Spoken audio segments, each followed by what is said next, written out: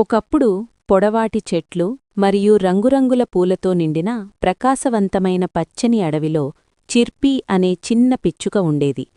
చిర్పీ చిన్నది, గోధుమ రంగులో ఉండేది. మెరిసే నల్ల కళ్లతో, మధురమైన గొంతుతో ఎంతో చురుకుగా ఉండేది.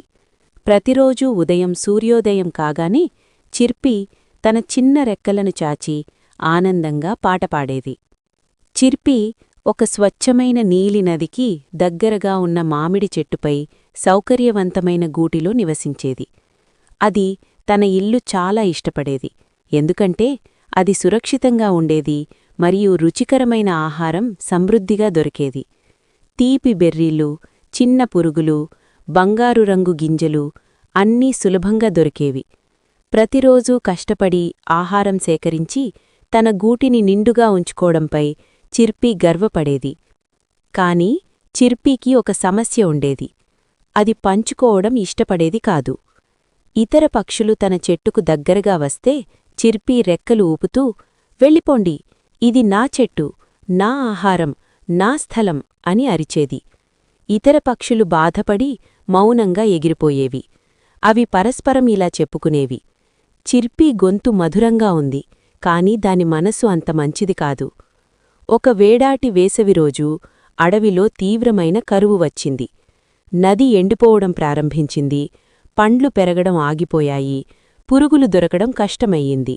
చాలా పక్షులు బ్రతకడానికి కష్టపడుతున్నాయి. కాని చిర్పీ మాత్రం ఆందోళన చెందలేదు, ఎందుకంటే తన గూటిలో చాలానే ఆహారం దాచుకుంది. ఒక మధ్యాహ్నం పిప్ అనే బలహీనమైన చిన్న పక్షి చిర్పీ చెట్టుకు వచ్చింది. పిప్ అలసిపోయి ఆకలితో ఉంది. చిర్పీ అని పిప్ మెల్లగా చెప్పింది, నేను 2 రోజులుగా తినలేదు, దయచేసి కొంచెం ఆహారం పంచుకుంటావా?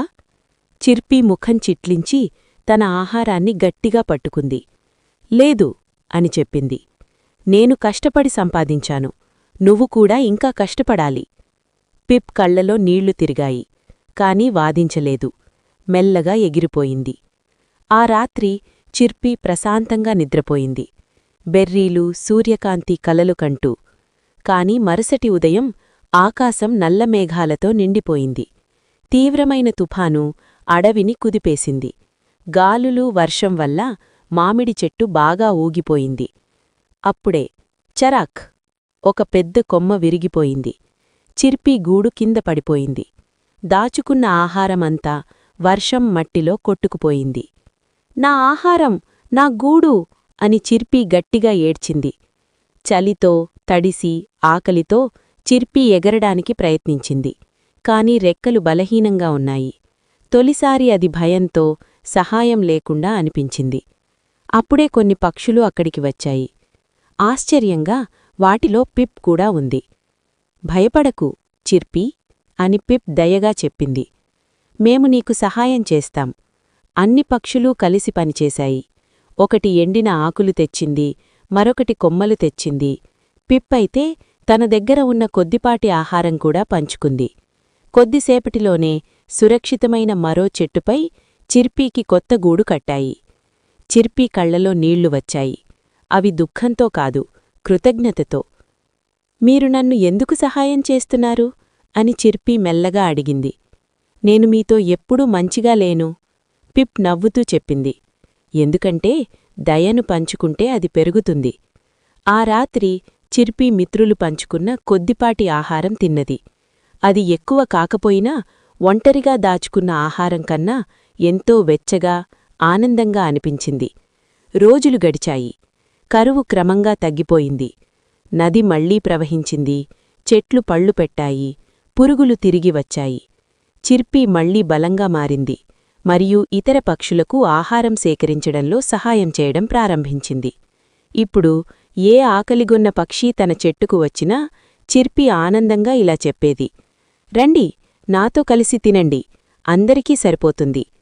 చిర్పీ కథలు, పాటలు, నవ్వులు కూడా పంచుకోవడం నేర్చుకుంది. దాని చెట్టు ప్రతిరోజూ ఉదయం పక్షులతో నిండిన ఆనందకరమైన ప్రదేశంగా మారింది. ఒకరోజు పిప్ చెప్పింది, చిర్పీ, నువ్వు మారిపోయావు. చిర్పీ చిరునవ్వుతో చెప్పింది, అవును, పంచుకోవడం వల్ల మనం పేదవారం కాం, స్నేహితుల్లో, ఆనందంలో ధనవంతులమవుతాం. ఆ రోజు నుండి చిర్పీ ఇంక స్వార్థపూరిత పిచ్చుకగా పిలువబడలేదు. అది అడవంతా దయగల చిర్పీ పిచ్చుకగా ప్రసిద్ధి చెందింది. ఆ అడవి మరింత ప్రకాశవంతంగా, ఆనందంగా మారింది. ఎక్కువ ఆహారం వల్ల కాదు, ప్రతి హృదయంలో పెరిగిన దయ మరియు పంచుకోవడం వల్ల. కథ యొక్క నీతి: పంచుకోవడం మరియు దయ కష్టకాలంలో ఆనందం, స్నేహం, బలంను అందిస్తాయి.